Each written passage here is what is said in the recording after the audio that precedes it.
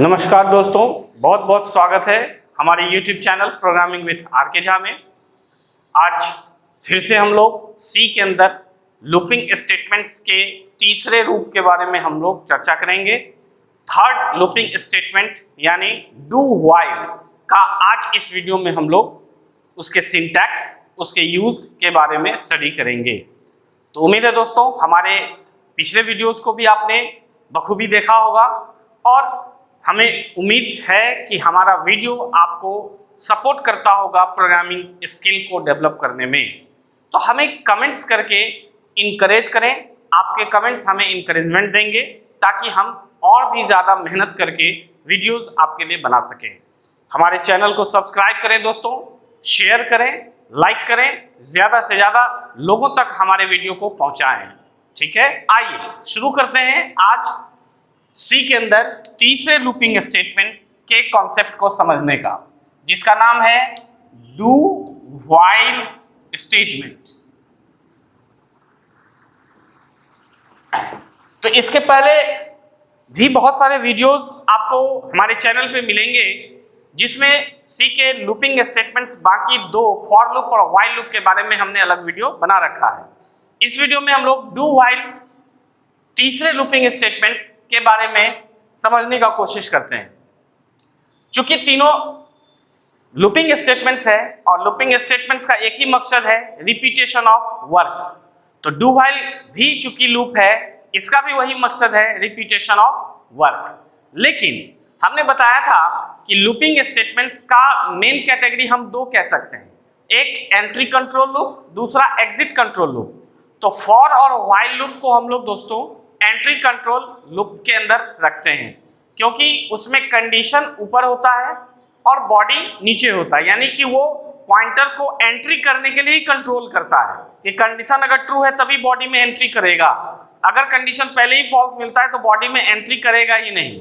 इसलिए फॉर और व्हाइल इन दोनों को एंट्री कंट्रोल लूप कह सकते हैं आप, जबकि डू व्हाइल को हम लोग एग्जिट कंट्रोल लूप कहते हैं, क्योंकि इसका जब हम लोग सिंटैक्स देखते हैं तो इसके सिंटैक्स में इनिशियलाइजेशन इसमें भी पहले ऊपर ही होगा, उसके बाद इसका डू कीवर्ड से स्टार्टिंग होगा, इसके बॉडी को ओपन करेंगे, स्टेटमेंट्स राइट करेंगे, इंक्रीमेंट और डिक्रीमेंट का काम बॉडी में ही कहीं भी होगा।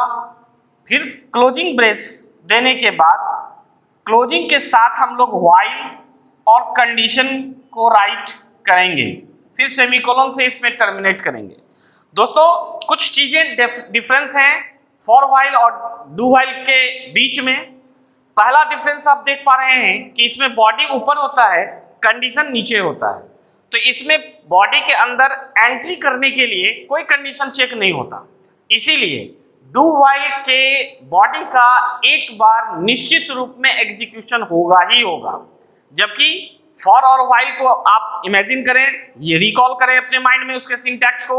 फॉर और व्हाइल में कंडीशन ऊपर होता है, बॉडी बाद में, तो पहले ही चेक होता है कंडीशन, अगर ट्रू मिलता है तभी पॉइंटर बॉडी के अंदर एंट्री लेगा।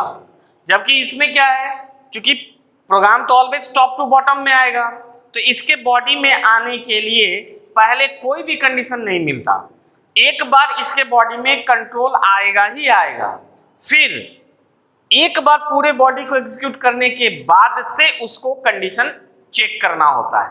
तो अब ये कंडीशन जब तक ट्रू मिलता जाता है तब तक ये डू व्हाइल के बॉडी को रिपीट करवाता है। तो यानी इसके बॉडी से बाहर निकलने के लिए फिर इस कंडीशन का चेकिंग होता है फॉल्स होने के लिए।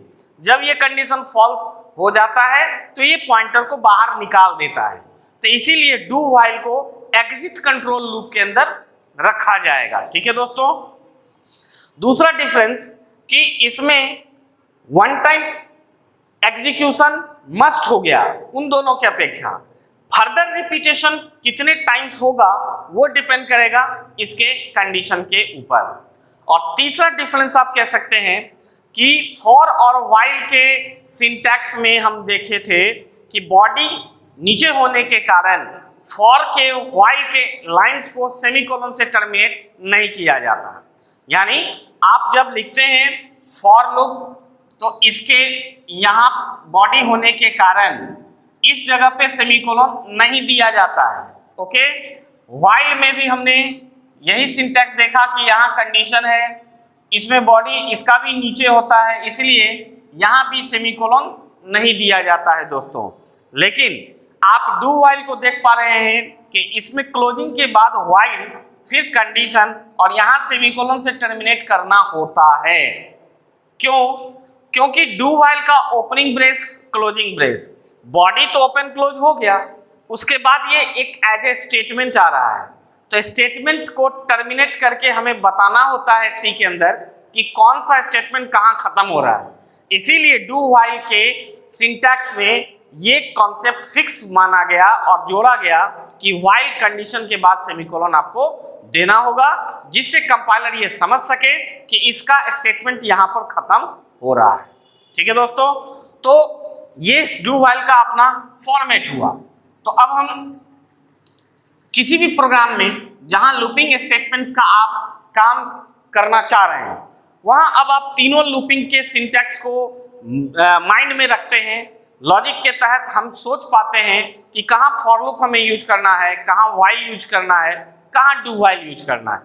हम प्रोग्राम्स को किसी भी लूपिंग के ऊपर डिपेंडेंट नहीं मानेंगे, हम किसी भी प्रोग्राम में कोई भी लूपिंग स्टेटमेंट्स का यूज कर सकते हैं। आपको जो भी लूप जहां पर भी सुटेबल लगे आप वहां उसे यूज कर सकते हैं। जैसे कि इसके एग्जाम्पल को अगर हम समझें तो इसके एग्जाम्पल में a इक्वल टू 1 हमने अगर लिखा, डू printf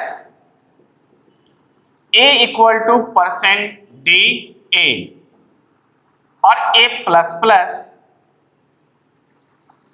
यहां हमने व्हाइल और कंडीशन सपोज हमने लिख दिया a greater than equal to 10। ठीक है, अगर यही कंडीशन व्हाइल में दिया जाता तो इसका एक भी आउटपुट हमें नजर नहीं आता।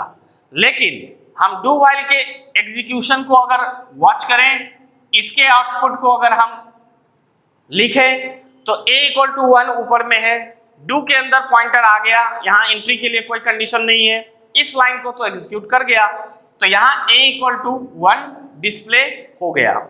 a प्लस प्लस a का वैल्यू 2 लेकर के कंडीशन इसका चेक हुआ कि क्या 2 ग्रेटर देन इक्वल टू 10 है, कंडीशन फॉल्स है।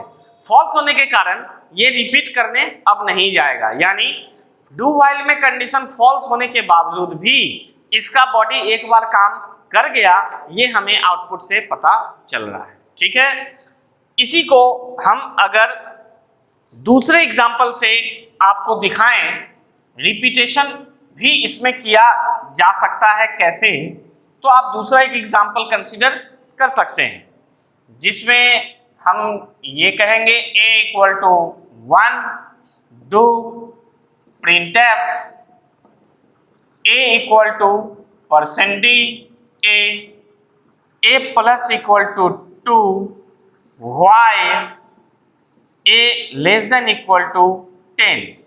यहां हमने कंडीशन ट्रू लिखा है, a इक्वल टू 1 के बाद 2 का इंटरवल होगा इंक्रीमेंट ऑर्डर में, तो 3 हो गया, 3 पर कंडीशन ट्रू है तो ये डू व्हाइल को रिपीट करवाएगा।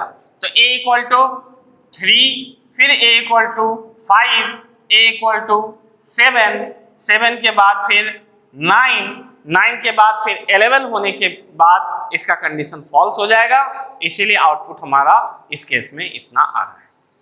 तो हमने देखा कि किस तरीके से तीनों लूपिंग स्टेटमेंट्स अपने रिपीटेशन ऑफ वर्क को परफॉर्म कर सकते हैं। अब आपके पास फॉर लूप, व्हाइल लूप और डू व्हाइल लूप, तीनों लूप का कॉन्सेप्ट हमने आपके साथ शेयर कर दिया। तीनों लूप के काम करने का फंक्शनलिटी हमने आपसे डिस्कस कर लिया। आज के नोट्स में हम लोग डू व्हाइल के ऊपर कुछ प्रोग्राम्स आपके प्रैक्टिस के लिए सेंड करेंगे। डिस्क्रिप्शन बॉक्स में नोट्स का लिंक दिया जाता है, टेलीग्राम के माध्यम से आप नोट्स को डाउनलोड कर सकते हैं और स्टडी कर सकते हैं। हमारे आज के नोट्स में डू व्हाइल के ऊपर कुछ प्रैक्टिस प्रोग्राम विद सॉल्यूशन आपको सेंड किए जाएंगे। उम्मीद है कि आप सिस्टम से जरूर प्रोग्राम को एग्जीक्यूट करते हैं, क्योंकि आप जितना प्रैक्टिस करेंगे कंप्यूटर से उतने ही प्रोग्राम पर आप अपने आप का स्ट्रेंथ मजबूत कर पाएंगे। तो ठीक है दोस्तों, नेक्स्ट वीडियो में हम लोग नेस्टिंग ऑफ लूपिंग टॉपिक पे बात करेंगे, यानी लूप के अंदर भी लूप हो सकता है और वो भी प्रोग्राम में बहुत यूजफुल कॉन्सेप्ट और इंपॉर्टेंट पावरफुल कॉन्सेप्ट है। तो कैसे नेस्टिंग ऑफ लूप के ऊपर हम लोग कमांड करते हैं, नेक्स्ट वीडियो में हम लोग नेस्टिंग ऑफ लूप के साथ मिलेंगे सी के क्लास में। तो आप प्रोग्राम को एंजॉय करें, वीडियो को एंजॉय करें और ज्यादा से ज्यादा लोगों तक वीडियो को पहुंचाएं। आज इस वीडियो से विदा लेते हुए have a nice day, thank you.